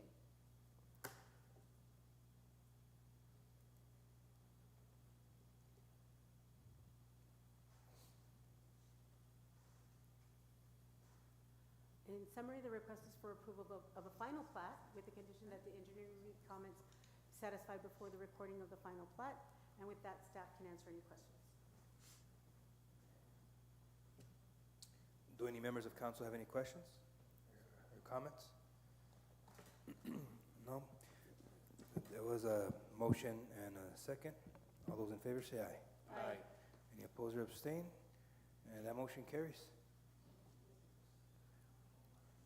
Next item is agenda item number 20. This is a public hearing of an ordinance for the amendment to the City of Socorro's master plan and rezoning of Tract 13, Block 27, Socorro Grant, located at 11764 Socorro Road, Socorro, Texas, from A1 agricultural to R2 medium density residential to allow for the development of single-family residential lots. It's now 7:34 p.m. and the public hearing is now open. No speakers, Mayor. Mayor, Mr. Martinez? Yes, sir. Mayor and Council, good evening. Jim Martinez. I simply wanted to clarify one thing. For item 20 and 21, there was a change. There was a slight change. We posted an agenda on Monday, and then we posted a corrected agenda on Tuesday. We are not proceeding on the agenda that was posted on Tuesday. We are proceeding for the entirety of this meeting on the agenda that was posted on Monday. And the item that was posted on Monday was slightly different from the item you read, Mr. Mayor. Okay. The existing zoning is agricultural. That's the truth. But notice in the agenda that we published, it incorrectly read that the current zoning is general commercial. That's inaccurate. And we published a corrected one the next day, but that didn't give us 72 hours notice, so it doesn't comply with the Open Meetings Act. So that's a long way of getting to a very simple point. I would ask the council to make a floor amendment so that item number 20 omits the reference to general commercial and substitutes in its place agricultural. Okay. So I understand what you're saying, Mr. Martinez. The language that reads currently on today's agenda item is stated agricultural, but what was submitted to you did not state agricultural. It stated that its original zoning was general commercial. Is that? It said A1 and then it said general commercial in parentheses. Okay, so you just need a floor amendment from any member of council to omit that? To omit the phrase general commercial and substitute for it the word agricultural. Yes, sir. Would any member of council like to make that motion? I'd like to make a motion to omit general commercial and replace it with agriculture. Second. Okay. Thank you. There's a motion made by Mr. Garcia and a second by Ms. Cordero. All those in favor say aye. Aye. And that motion carries, so we'll go ahead and present the item as is. Mr. Martinez, do you need me to read the public hearing again? No, sir. No? Okay, so did we close public hearing on that already? I'm sorry? The public hearing for agenda Yes, 20? you already read it, and we had no speakers. We closed it at 7:34. Very well. Okay, now we'll go ahead and present agenda item number 21. And this is the second reading and adoption of an ordinance for the amendment to the City of Socorro's master plan and rezoning of Tract 13, Block 27, Socorro Grant, located at 11764 Socorro Road, Socorro, Texas, from A1 agricultural to R2 medium density residential to allow for the development of single-family residential lots. And Mayor, again, you read it slightly different. The item you read is slightly different from from the original agenda that is operative for today that we posted on Monday. I would therefore recommend that the council make the same floor amendment to item 21 that it made to item 20. Absolutely, Mr. Martinez. Would any member of council like to make that motion to omit? Yes, I'd like to make a motion to omit General agricultural, commercial. General commercial, general commercial, and replace it with agriculture. agricultural. Second. There was a motion and second on the table. All those in favor say aye. Aye. That motion carries, and we'll go ahead and have Ms. Quimero present the item now. Thank you, council. Thank you. Recommends this area as rural residential, and in summary, the request is for approval of a rezoning of property from A1 agricultural to R2 medium density residential for the development of single-family residential lots. The Planning and Zoning staff recommends approval of the rezoning request. Planning and Zoning Commission voted for approval unanimously with 4 members present at their December 16th meeting. The property is located off of Socorro Road. It is zoned A1 and has R1 residential development to the north and C1 commercial development to the south.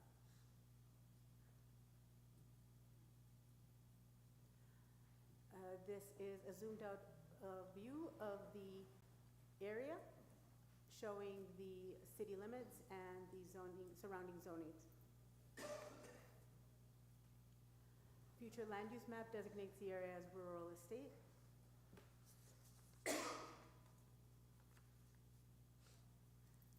And the aerial image shows the vacant lot and the surrounding residential and rural land uses.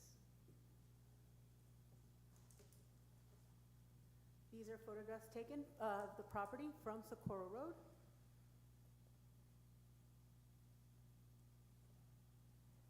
And a development plan showing the proposed development for Isabella Valley subdivision made up of, I knew I was going to forget, how many?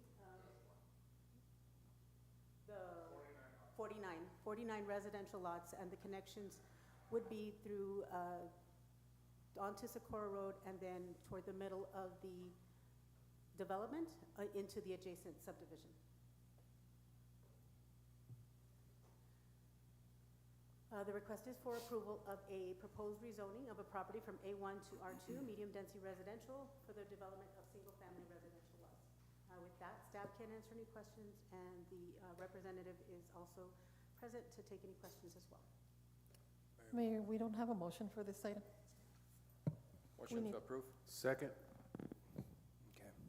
Are there any questions from any members of council on this item here? I do have a question.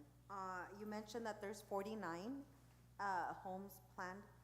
How big is this area going to be for each home? How many acres?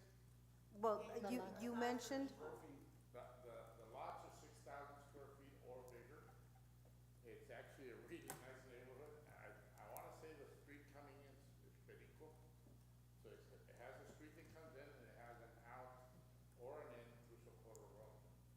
But the nice part of this neighborhood is 4 cul-de-sacs. So there's not any weird, turn streets or anything. There's 1 street and 4 cul-de-sacs. Okay. So it's going to be a really nice, desirable area for people to live in or play, because basically everybody lives in a cul-de-sac. Right. No, the concern is the traffic on Socorro Road, that it would create for But Socorro you Road. don't have to go to but it makes it good hours. Like if you're going to work, you're right on Socorro. Okay. And not only that, but you have some commercial lots in Socorro that will basically,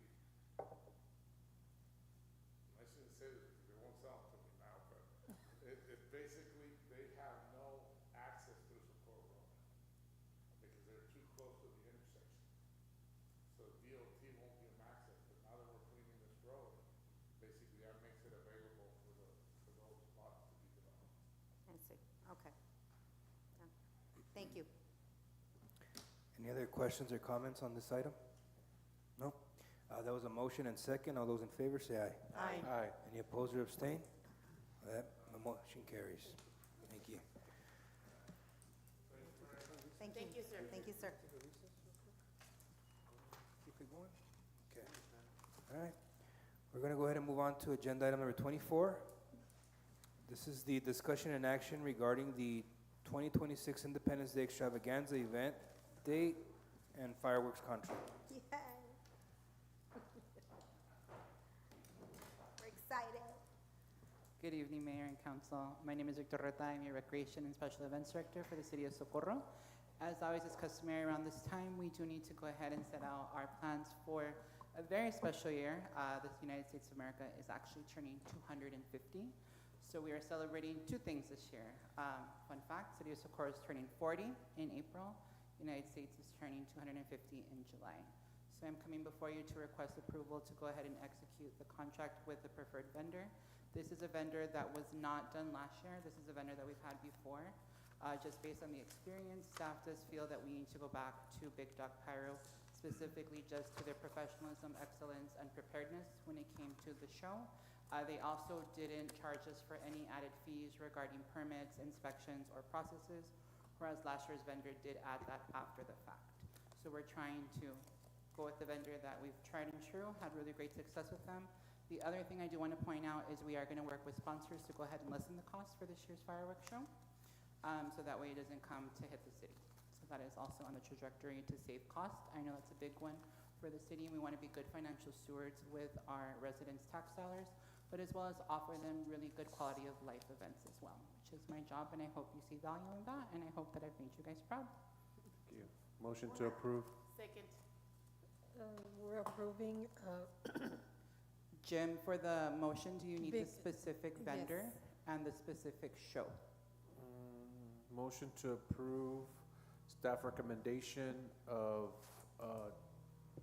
Big Boy Pyro for $47,500 with a 15-minute show. Big There you Dog. go. That does it.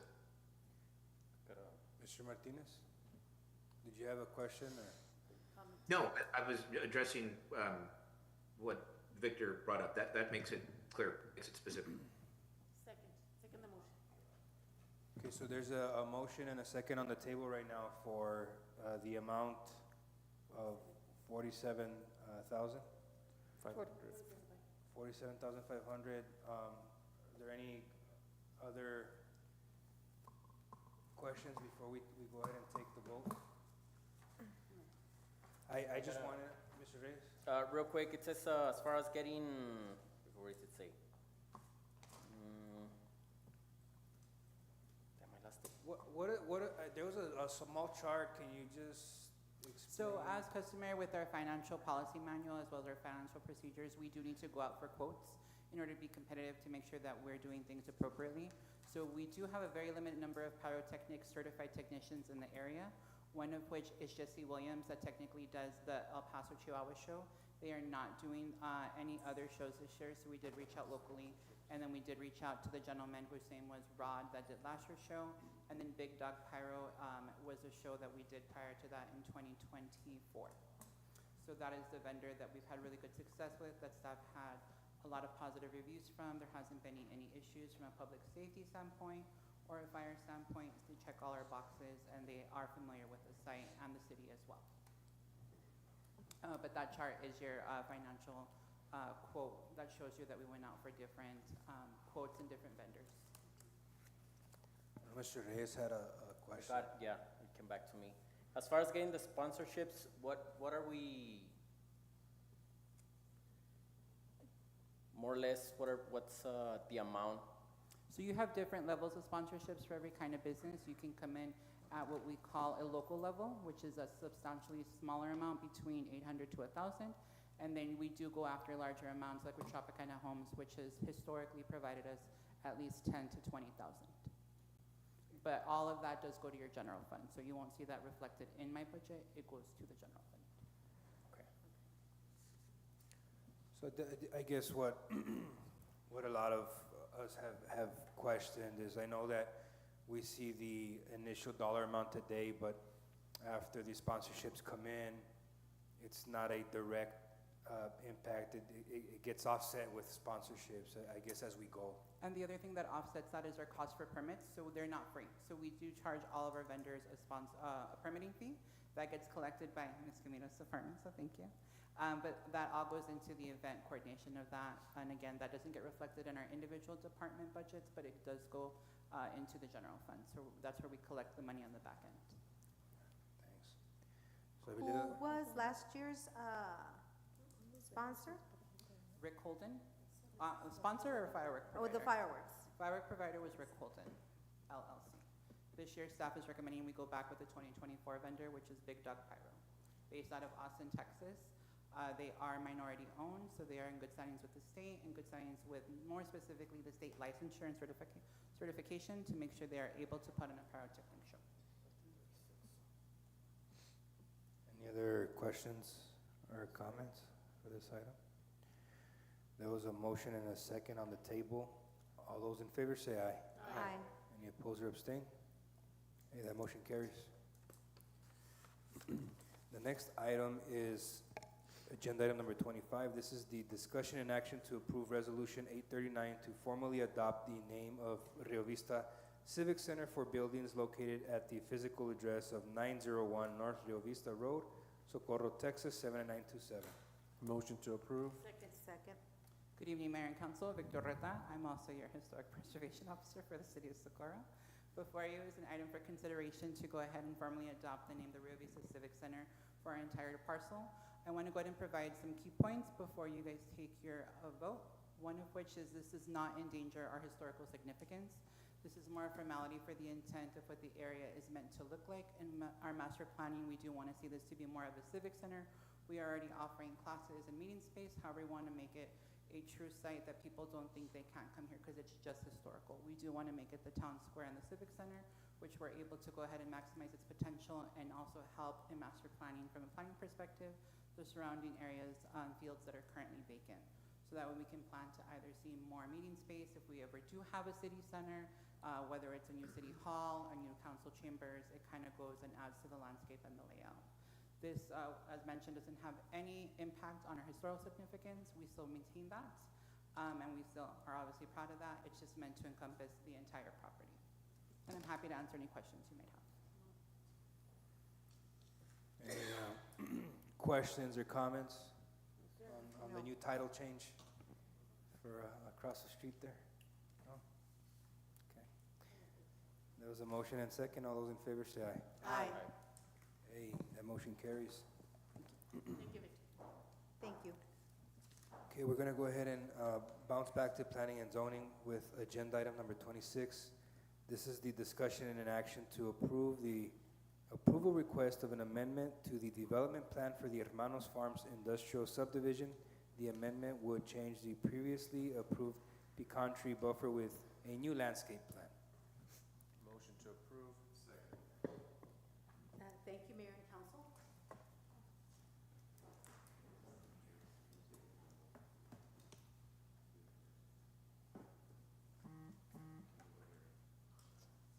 Jumped ahead a little.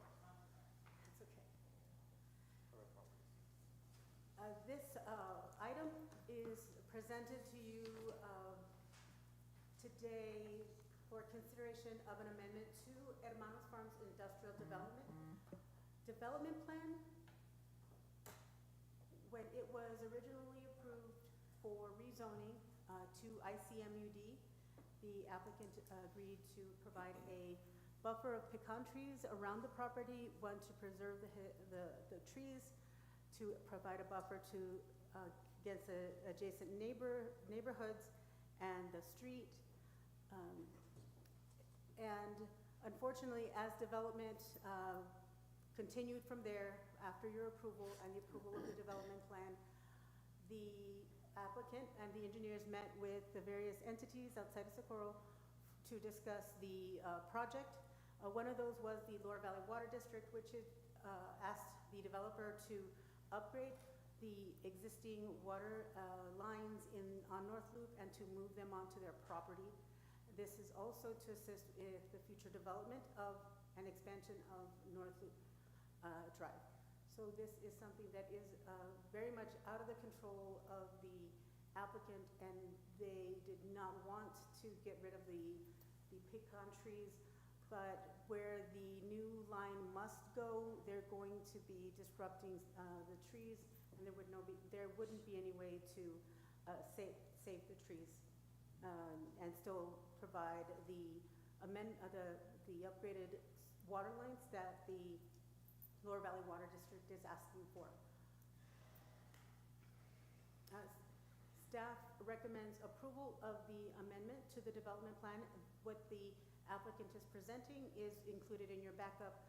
This would be a landscape plan, adding different trees to replace the ones that have to be removed. Planning and zoning staff recommends approval of the change in the development plan to allow for the new landscape plan. The Planning and Commission voted for approval, 3 yes, 0 no, and 0 abstentions at their February 3rd Planning and Zoning meeting. The applicants are on the phone via Zoom to answer any questions that you might have. And just to refresh your memory, this is the Industrial Farms Development, Hermanos Farms Development. Logistics centers that are being prepared for currently with the removal of the trees. And they are on pause currently for awaiting the outcome of your of council's action today. The middle bottom depicts the trees that would be in place, and wherever they can, they would try to preserve some of the pecan trees.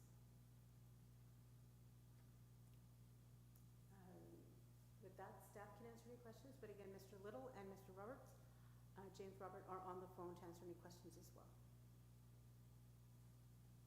Are there any questions or comments on this item?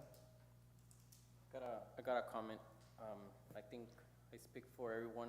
We really like those pecan trees, and we wish we could keep them, but we also understand that they are a little bit more difficult to take care of. If we're not getting the pecan trees, but we're getting some more trees, it's better than just the removal of them. Any other comments or questions? Again, this is not at the request of the council or any of its offices. This is a utility easement that's required in order for the development to continue. There's nothing that this body can do to stop the utility easement from coming in on this development. So there was a motion and a second on the table. All those in favor say aye. Aye. Any opposed or abstain? That motion carries. Moving on to agenda item number 27. This is the discussion and action to approve a supplemental to the consulting agreement with Able City LLC and authorize the city manager or her designated to execute the supplemental agreement for a time extension and execute the supplemental agreement to the comprehensive creation of a unified development code. There's no financial impact from this action. Motion to approve. Second. Thank you again, Mayor and Council. As mentioned in the reading of the item, this is a supplemental to the consulting agreement with Able City LLC. They are the consultants who have come on board to help the city staff create a new uniform development code.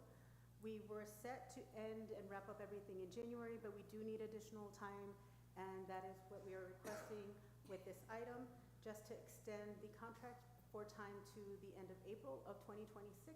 There is no financial impact and no additional charge for the time extension. Any questions on this item here? No? Okay. There was a motion and second on the table. All those in favor say aye. Aye. That motion carries. Thank you, Ms. Quimito. The next item is agenda item number 30. This is the discussion and action to approve mayor and any other council member to travel for TML regional meeting. What is that? February 20th? That's 6? 4. 4? I read in English, that's why. In Kermit, Texas on February 20th to 2026. Motion to approve. Second. Good evening, Mayor and Council. Adriana Olarte, City Manager. This item is requesting approval for travel for mayor or any council members who wish to attend this TML regional meeting in Kermit, Texas, scheduled on February 20th. Attendance would involve renting a vehicle and making a same-day trip with approximately 3 hours and 40 minutes of travel each way, returning to Socorro that evening. So so there's no taking the city helicopter. This is going to require, as mentioned from our city manager, the rental vehicle. And Ms. Rarte, do you need names of individuals interested in making this travel tonight? Or are you just looking for the approval? Approval if you all want to attend, and if you don't want to attend, Okay. no action would be required. Okay. Do you have any other questions about the regional TML meeting at this time? There was a motion and second. All those in favor say aye. Aye. And that motion carries. Thank you.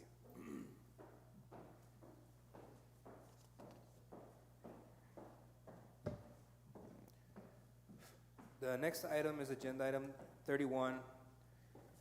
This is one that I wanted to bring to the table to direct staff to procure and contract roadway restoration services for Lower Valley Water Department's paving cuts, contingent upon the interlocal agreement with the Lower Valley Water District. I'll go into my summary. So as you all know, the City of Socorro has received multiple resident complaints regarding roadway conditions caused by the paving cuts performed by the Lower Valley Water District as part of the utility work and service connections throughout the city. These paving cuts have remained unaddressed for an extended period of time, and recent rainfall has further deteriorated roadways and its conditions, creating potential safety hazards and increasing reports of vehicle damage. The city staff has repeatedly reported these concerns to the Lower Valley Water District. However, the city has not received sufficient communication or timely corrective action to address the paving cuts in a permanent and consistent manner. So in order to protect public safety and preserve city infrastructure, the council may consider directing staff to procure and contract roadway restoration services to repair the paving cuts currently impacting city streets. Any city action to perform these repairs would require the Lower Valley Water Department to enter into a reimbursement agreement to cover all costs incurred by the city, including labor, materials, contractor costs, administrative time, and any other related expenses. Council may discuss and provide direction regarding number 1, authorizing staff to initiate procurement for paving cut restoration services in accordance with the city procurement requirements. Second item, requiring the Lower Valley Water Department to enter into a formal written agreement acknowledging the responsibility and agreeing to reimbursing the city for all costs associated with the repairs. Establishing reimbursement terms including payment, timelines, and documentation requirements, ensuring the city is not placed in a position of carrying the cost burden of the Lower Valley Water District, which has not budgeted for these repairs. Also, to include legal review by the city attorney prior to execution of any agreement. At this time, I want to open the floor for us to discuss this and why I brought it to the table. I'm sure that many of us have received phone calls from our constituents. We know that the paving cuts is something that is required in order for our residents to receive utilities, especially those that are receiving new utilities. But I feel that these paving cuts, they're not addressed in a timely fashion. Therefore, we're having to receive the multiple complaints, phone calls, emails, even in writing. So at this time, I said, you know what? Our Public Works Department shouldn't be out there, and we should not be deferring our resources to address these issues that are being caused by the utility companies. So therefore, I wanted to put something in place to where we can actually go out there and contract another company to come in here and take care of it for us. And we'll send that bill over to Lower Valley Water, and then they can go ahead and take care of it that way.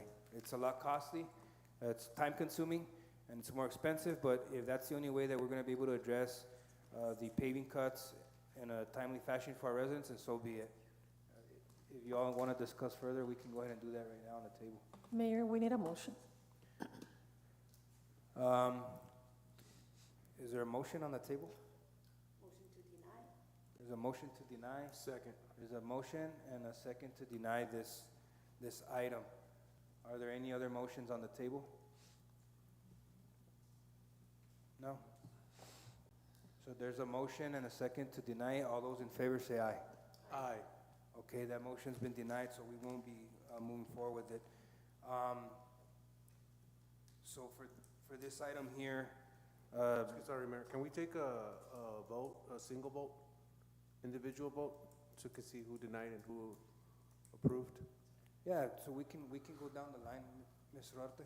Can we discuss a little bit further before we? Well, I don't think we can discuss anymore because there's been a motion and a second already. But you can still discuss, and because that motion might change, right? So there's a motion on the table, you can discuss it, So there's, and then you can vote on it. okay, so there was a motion to deny made by Ms. Cordero and a second made. But you've already voted though. Yeah, so it doesn't matter what we discuss. There's already been a motion and a second to deny the item, but we can go ahead and enter into discussion. Okay, right? Well, no, because you've already voted. No, so there's no discussion anymore. Unless anybody wants to. We could have discussed before taking the vote. Okay. So,